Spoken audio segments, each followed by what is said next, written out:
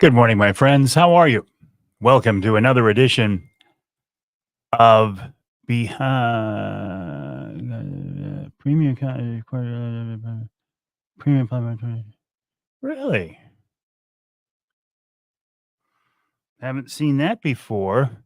A premium account on X, Twitter, is required for live broadcasts on their platform. Please upgrade to a premium subscription on X, Twitter, or stream to a different location. You know what? I'm not paying for a premium prescription to go live on Twitter. I've been doing it free for how long now? Yeah. Yeah, that's not going to happen. Hey, Craig, good morning, buddy. How are you? Always a pleasure. I look forward to seeing you. Elon wants my money. Well, he'll probably get my money somehow. Well, he gets it, but he's not going to get it through Twitter. That's for damn sure. Good morning. Hey, Craig, always a pleasure. Tim, I enjoy our conversations both in person and online, although we don't get to see each other outside of the Wednesday night lives at the Lumberjack. Bruce, good morning. How are you? We will do another Wednesday night live at the Lumberjack in September. Mad Jack, good morning. It won't be the end of September because the end of September, I'm going to be bear hunting with a bear whisperer, Johnny Bowler. Tony, how you doing, buddy? Tony, I will be back out there. I'm taking the Angler Quest up to Bay Harbor to get the tubes power washed Friday morning. So I'm going to fish Friday, and then I've got trips Saturday and Sunday. Johnny Bowler, Bear Whisperer. Johnny, a slight change of plans. I'm actually going to be using my crossbow when I hunt with you and not my Brenton. Mark, I'm really looking forward to seeing you, Mark, and at the West Branch Country Club here in just a couple of weeks. Appreciate your support on that too, getting a GFL involved as a sponsor. Thank you very much. Jerry, good morning. How are you? The golf outing is coming together very nicely. We're full. In fact, we have a waiting list at this point. I don't know how many more we can sneak in there, but we're going to get as many people involved as we can. But it's you never know with a first year event how it's going to turn out. But this one looks like it's going to be a success, and I think that I appreciate your support. Johnny says use whatever you want. That's what I'm telling you, Johnny. I'm going to use whatever I want. Crossbow.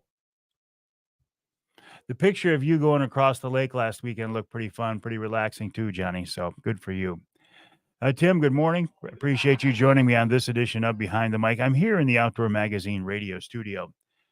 25 to 30 yards. Oh man, I better use my /06. Although, Johnny, we know you cannot judge distance. I love you, brother, but you've proven to me you can't judge just distance. Put a rangefinder on that thing, and then we'll talk. Hey, Tommy, good morning. How are you? Thanks for joining me on this edition of Behind the Mic. Okay, 15. 25, 30. Okay, it's 15 yards. Oh, Johnny. Cliff, good morning. Appreciate you being along with us. It wouldn't be a Behind the Mic segment without Cliff joining us. Aditya, how are you, Aditya? Aditya, my son-in-law, soon to be new daddy. Well, it's going to be a couple of months yet, but congrats, Aditya. Keep an eye on my daughter, Shelby, and Bean. Keep an eye on the Bean. Corey, good morning, Brad. Hey, Corey, how did you do in Alpena, Corey? Brad. Ron says, just listen to the show. Don't know what you did different, but it sounded awesome. What do you mean, Ron? Tell me more about that. Just because I did do something behind the scenes that I thought was very, very subtle. A perfect mix. Really? Perfect mix. Okay, well, thank you, Ron. I appreciate that. Now I'm trying to figure out what would have caused that. Matt Schock, coyote hunting expert extraordinaire. How are you? Thank you, Ron. Again, I appreciate it. Matt says the Jordan Hoover podcast needs a second episode. there were points that Jordan wanted to make that he didn't get to. I gave him plenty of opportunity. I'm like, I kept leading him into him. I'm like, Jordan, I gave him every opportunity to get everything out that he wanted to. And then at the end, he said, "Oh, there was more I could have talked about." Well, I have a finite amount of time. Uncle Johnny, how are you? Corey said we didn't do as good as hoped, but good enough to qualify for the championship on Burton Mullet Lakes on the in September. Art, you can't just stay over there without coming in here. I can see you over there, Art. You know who this guy is right here, right? What is your name again, sir? McGillicuddy. McGillicuddy. MacGyver McGillicuddy? There we go. That's And you are famous for shutting my mouth. no, that's not. He's like, no, neither one of us are famous for keeping our mouth shut. That's probably true. 29th. 29th. We'll see you there in West Branch. Among other four-letter words that will be uttered. George, good morning. Jay, nice to have you along with us. Here's where I'm going to have to. The podcast is never tinny, Ron, because I've listened to that podcast on several different platforms through several different devices. And if it's tinny, it's on your end because it's recorded here professionally in a radio broadcast studio. It is mixed by professional equipment. It is edited on professional grade equipment. So if it actually sounds tinny, I'm going to put that back on your device. Emil said, good morning, Art. Emil, good morning to you. Emil Rousseau of the Forward Corporation Lumberjack Restaurant. I was just talking about Emil. We have to schedule a Wednesday night live for early September. Can't be late September because I'm going to be bow hunting. I'm going to be bear hunting with Johnny Bowler, the Bear Whisperer. Jerry says Cornwell Dam is getting fixed. Excellent. Kevin, a few small bucks showing on trail cameras in Clare County. The countdown is on. Good morning, Mark. Andrew, how you doing, buddy? Matt Dambro checking in from Suwon, South Korea, where it is 9:51 in the evening. Matt, thanks for joining us. Matt says the podcasts are crystal clear in his truck. What made me think of this right here? Kevin talked about the count is on, which leads me to good morning, Julie. Oh, keep talking, Ron. I want to hear what you have to say.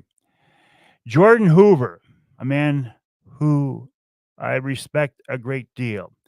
Any thoughts on last week's NRC meeting? Yeah, Jordan, here are my thoughts. We need to get rid of the NRC. The Natural Resources Commission in the state of Michigan has become an absolute joke. They've become a political entity. Of course, they are a political entity. They are appointed by the governor. The same governor, might I add, who shut our state down over COVID. So there's my thoughts on her. I think we need to completely revamp how we do wildlife management in Michigan, because what we're doing right now ain't working. It's going the wrong direction. Much like the direction of government in general, right? In fact, guys, this leads me to a couple of your points lead me to the rundown on the radio show this week. My first guest this week is Justin Tomei of MUCC. We will talk in depth about what the NRC decided last week as far as whitetail management and how, in my opinion, they blatantly disregarded the suggestions and the research of the DMI groups, the Deer Management Initiative groups. Now, keep in mind, the NRC asked the DNR to put together a lot of initials here. The NRC, the Natural Resources Commission, asked the Department of Natural Resources to form the Deer Management Initiative groups so they could get input from hunters and stakeholders across the state. The DMI groups spent a lot of time and a lot of, I'm not going to say blood, sweat, and tears, but a lot of angst in putting together these recommendations. And then the NRC, because they have the ultimate authority to do so, much like in their decision to close down coyote hunting season during the season when they were having their pups, the NRC apparently disregarded pretty much everything the DMI group said. So Justin Tomei is my first guest. And one of the questions I'm going to ask him, Justin, is it time to abolish the Natural Resources Commission? Andy Weiss of the Truck Trolley Company is my second guest for the hour. I want to introduce you to Andy, and I want to introduce you to this product called the Truck Trolley. I have installed one in my truck. It is a Michigan-based family-owned company, and I'm telling you what, it is one of the coolest new products I have seen in a long time.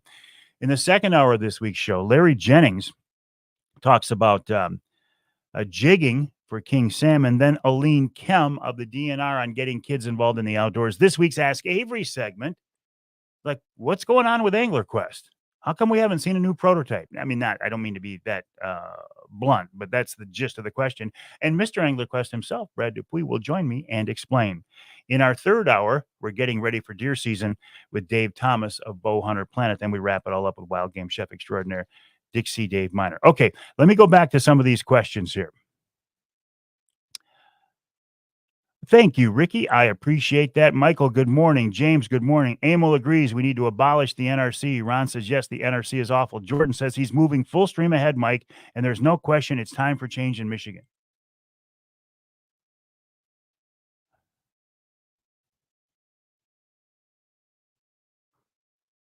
I got to read a text here.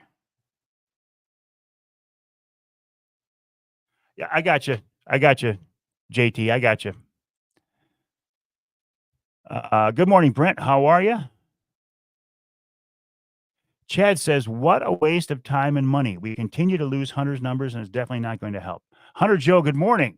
Someone needs to dig into behind-the-scenes push for market hunting. Scott says he loves the ruling. Does only for the youth and Liberty hunt. Everyone hunts. Okay, this is one point we can agree on. I have been pushing for a does, not pushing. I have been a proponent of a does only youth hunt for some time now. I think that's a wonderful move. I support that completely. Absolutely. Randy, good morning. Jeff, how are you this morning? See, this one I don't agree with. Brad said they won't be happy until all the deer are gone. I don't buy into that. I don't believe that the DNR or the NRC is trying to wipe out Michigan's deer herd. I don't believe that. Good morning, Tim. Corey's no cameras out. Johnny Bowler. Okay, so I am saying that I think maybe it's time to get rid of the NRC. There will be a school of thought that be careful what you wish for, because if you abolish the NRC or get rid of the NRC, what's next? Could the replacement be worse? If you got rid of the NRC, does that mean you put it all in the hands of the state legislature? We sure don't want that. So it's a multifaceted question, and I can't wait to hear what Justin Tomei of MUCC says. I think we can all agree that the current commissioners that we have their head in the sand, or they appear to. And I got to be honest, I wouldn't know one of the commissioners if they came up and introduced themselves. I only know them by their actions. Ron says, can't blame the DNR anymore. They didn't even listen to Chad Stewart, the DNR deer specialist. Craig says, and I got to get my cheaters out here. Craig says he posted a link to a podcast on the DNR Watchdog Facebook page that all deer hunters should watch. Wyoming is leading the way for deer management with CWD on the landscape. Good morning, Scott. Jordan says he would much rather see the DNR making those decisions as opposed to a panel of unelected appointed bureaucrats, which is what the NRC is. And Jordan, to follow up on that, I agree with you. To follow up on that, if we got rid of the NRC and the power then would go to the DNR, who are, in theory, the experts, the biological experts, I would be in favor of that too. But there would still have to be an oversight of the DNR, right? You couldn't give the DNR ultimate power because ultimate power corrupts ultimately. So what is the answer? You don't want the legislature to do it. The DNR would seem to be the likely group, but they couldn't have ultimate power, ultimate authority. Anyway, I think it'll be a very interesting conversation with Justin. Justin is an interesting guy. MUCC's legislative liaison. That's not his official term, but that's how I look at him.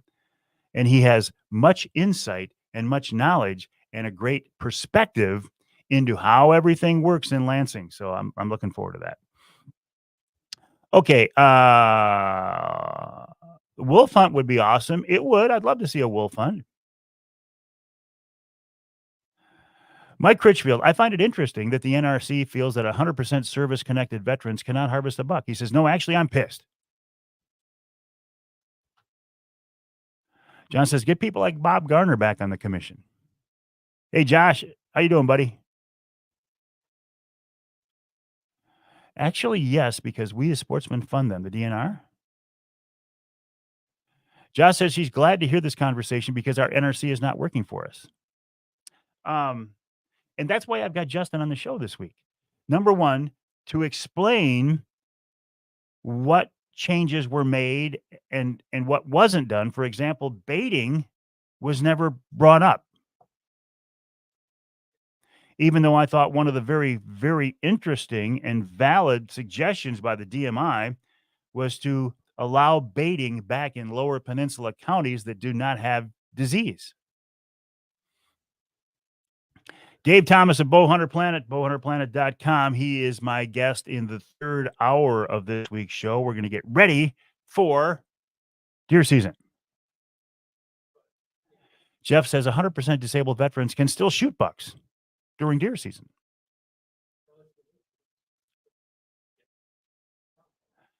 Josh says, don't talk too much because they will call you an amateur blogger. I did hear, well, along that line, Josh, and I think the guy was referring to me, but I'm not sure. I saw somebody said he saw a podcast by a Michigan outdoor personality saying that deer hunting was no fun anymore. I suspect he's referring to me. I never said deer hunting was no fun anymore. I said I've lost my passion for deer hunting. There is a difference there. I have lost my passion for deer hunting because of all this other crap. And one of the first comments on there was, you could get your passion back if they would institute mandatory APRs across the state. That was my point. That was one of my points. I've lost my passion because of that kind of stuff right there. Not because you have to report your harvest. I don't care about that. I've lost my passion because there's so much other crap surrounding it. Your deer's never big enough. Shaming of one hunter to another. I say hunt your hunt. Hunt legally. Hunt your hunt. Leave me alone. I'll leave you alone. I will encourage you to hunt, and I will praise your harvest. Hunter Joe, it should be a requirement that the NRC commissioners should have bought hunting and fishing licenses for at least 10 of the past 15 years. Ross Elliott, skinny Ross Elliott. I can't wait to see you there in West Branch. Jordan, the UPDMI specifically recommended antlerless only for youth and not disabled veterans, and we are very upset to see the disabled vets not permitted a buck in the Liberty hunt. Another example of the NRC saying they wanted input from the deer management groups and then not listening to it.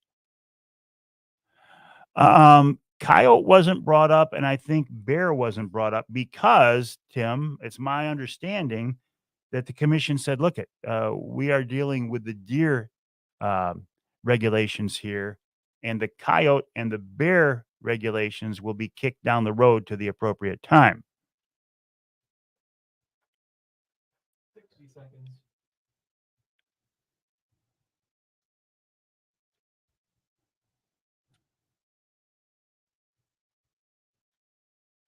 They wouldn't go if they couldn't shoot a buck. That's very unfortunate.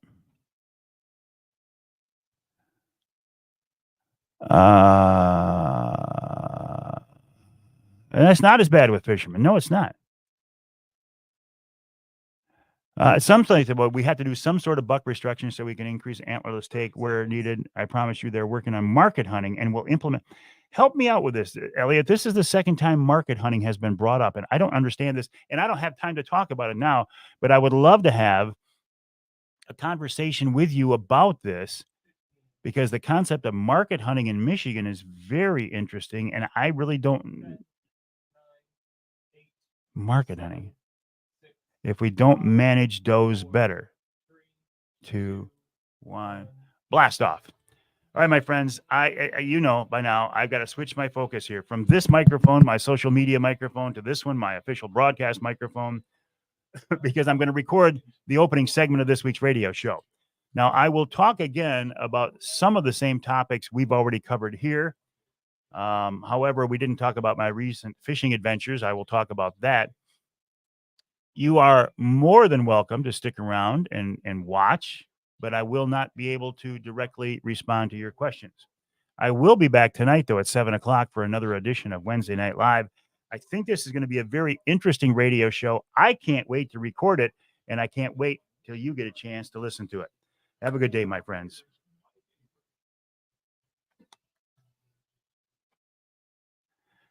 Well, thank you, Ken Hunter, for that introduction, and welcome to another edition of the Outdoor Magazine radio show right here on the Outdoor Magazine radio network on more than 30 radio stations across the great state of Michigan. And I am so glad to have you along with us as we continue to work our way through this summer season, the season of the year when people just look forward to so much. I mean, think about this, right?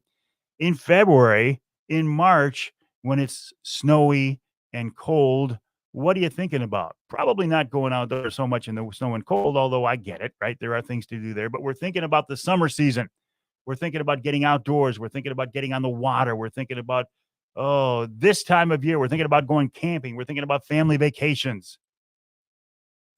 And I hope you are able to enjoy this summertime season. Yes, things get busy. Work gets busy. Ball season gets busy, right? If you've got kids or grandkids who are playing ball or playing soccer, I know what that's like. I feel like kids sports these days have made a little bit of a shift in that they don't worry about anything other than the kids sports. You know, they don't worry about scheduling ball games on Sunday morning, which is a conflict with many families for church. They don't worry about scheduling games on holiday weekends because that's a time when some families would want to take a vacation. But I don't want to get off topic there. Okay, so my latest fishing adventure out there on Saginaw Bay on the Angler Quest. It was a day after a big storm. I mean, an all-day, real heavy blow. And the thing about Saginaw Bay is it's shallow enough when you get a big wind, it stirs things up. I had one of my charity charter trips scheduled for the day after the big blow, and I had already postponed that trip because of the heavy winds earlier in the season. So I did not want to postpone.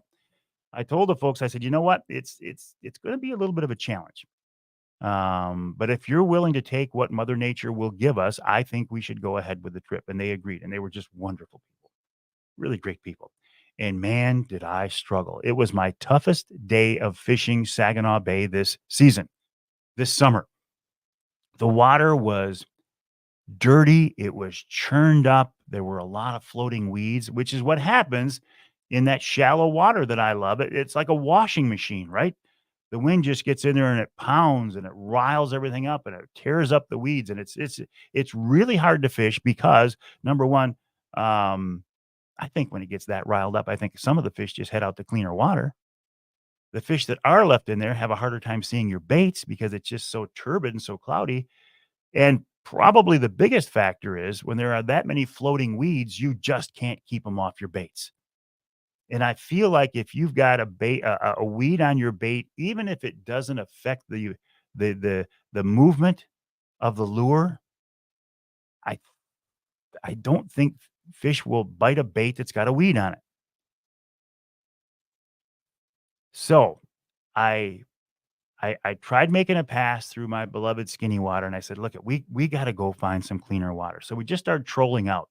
I thought, if I get out, to the tip of say Callahan Reef, it's got to be clear out there, right? It's got to be clean by that.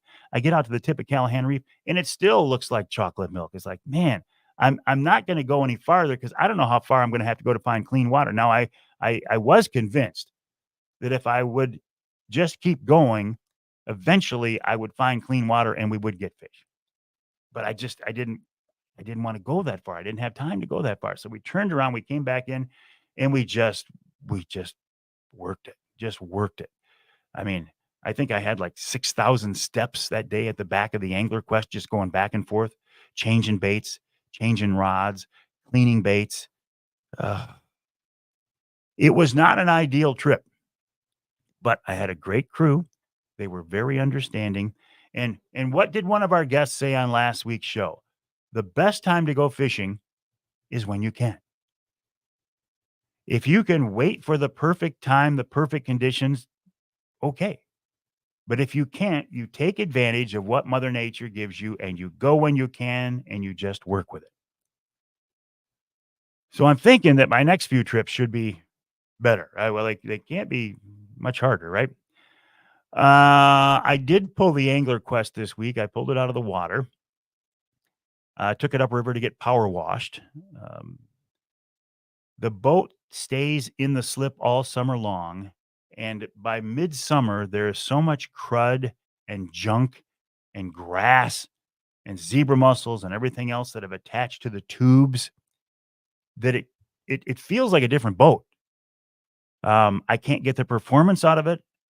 It rides differently. But I mean, you think about that. There are maybe a couple 100 pounds of weight from the junk on the tubes, but then there's the resistance in the water that it causes. So it feels like a different boat. It feels like a brand new boat. After I get it power washed and put it back on the water, it's like, man, it's got its zip again. It's riding different. It just feels better. I wish there was a way, and we have actually experimented with this, somehow coating those tubes, those pontoons, that would prohibit growth. Now, I know you can bottom paint a fiberglass boat. I have bottom painted metal boats before. I had a Starcraft that I bottom painted, and that does help. I guess I don't know of anybody who has actually bottom painted a pontoon. Could you do it?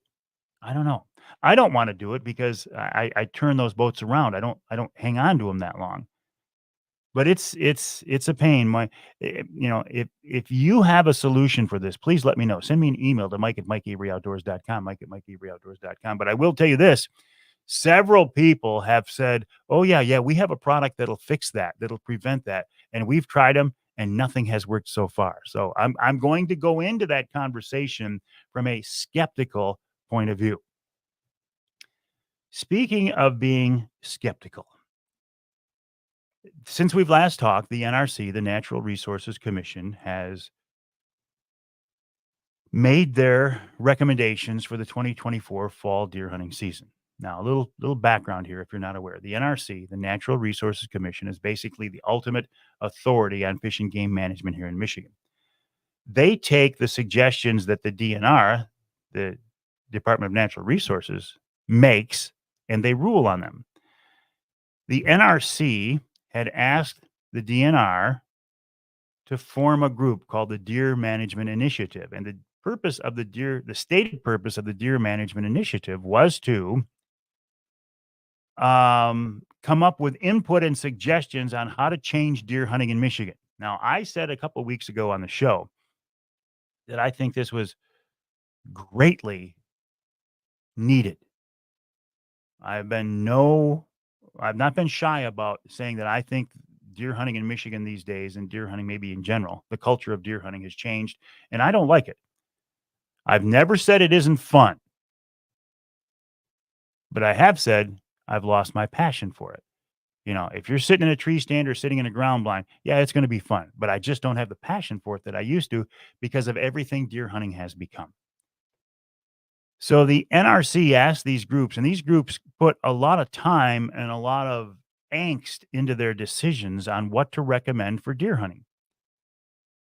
They take it to the DNR, they take it to the NRC, and at this most recent meeting, it appears to me, from an outsider, it appears to me that the NRC just kind of blatantly disregarded most everything that was suggested. It is actions like that and their decision here a few months ago to close the coyote hunting season from being a year-round season that really has me questioning, do we even need a Natural Resources Commission anymore? Now, keep in mind, the NRC are appointed by the governor. Can we get rid of that process? Is there a better way to do it? A lot of people are asking that these days. After the break, I'm going to ask that very question to Justin Tomei of MUCC. Coming up on this week's show, as long as we're talking about it, Justin Tomei of MUCC after the break. Then Andy Weiss of Michigan-based Truck Trolley. This is a product I want you to know about. It's very cool. In our second hour, Larry Jennings talks about jigging for king salmon, not trolling, jigging for king salmon. Aline Kem of the DNR on getting kids involved in the outdoors. This week's Ask Avery segment features Brad Dupuy of Angler Quest. What's the status there, Brad? And in our third hour, we're getting ready for the fall bow season with Dave Thomas of Bowhunter Planet. Plus, we wrap it all up with Wild Game Chef Extraordinaire Dixie Dave Miner. The golf outing coming up very soon now, Monday, July 29th. We're full. We have a waiting list. We're trying to figure out a way to get more golfers involved. If you want to join us, mucc.org/golf. This is a fundraiser to raise money for MUCC's youth camp. And if you just want to get involved by sponsoring or offering products, again, mucc.org/golf. My name is Mike Avery. This show is called Outdoor Magazine. My website is mikeaveryoutdoors.com. My email address is mike@mikeaveryoutdoors.com. I also do live streams a couple of times a week, every Wednesday morning at 8:45 from the radio studio, and every Wednesday night at 7 o'clock for something called Wednesday Night Live. How original is that? We'll take a break. When we come back, we're going to check in with Justin Tomei. What does he think of the NRC's recent decisions and the NRC in general and more right here on Outdoor Magazine? All right, my friends, have a wonderful I got to get rid of that. Let me see if I can get some of your. All right, my friends, have a good day. I'll talk to you tonight, 7 o'clock, another edition of Wednesday Night Live. Appreciate you checking in.